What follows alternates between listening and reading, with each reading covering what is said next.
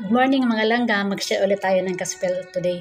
Ang sabi sa Philippus 4 verse 6 ay ganito ang sabi niya, huwag kayong mabalisa tungkol sa anumang bagay. Sa halip ay hingin ninyo sa Diyos ang lahat ng inyong kailangan sa pamamagitan ng panalangin may pasasalamat. Kaya kung may mga bagay ka na naisingiin sa Panginoon sa umagang ito, yan ay idalangin mo sa Kanya at ipagpasalamat mo kung ano man ito, dahil hindi ka pa man humihingi sa Panginoon. Alam na niya kung ano, dahil nakikita niya ang laman ng iyong puso. Kaya hingiin mo ito sa Kanya na may pagpapasalamat at manampalataya ka na ibibigay niya ang kahilingan mong ito sa iyo.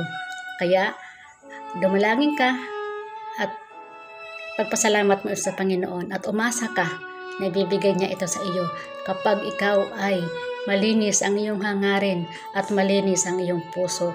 At kung ito po ay ang kalooban ng Diyos para sa iyo, tsak ipagkakaloob niya ito sa iyo. Manalig ka at sumampalataya sa Kanya. Amen.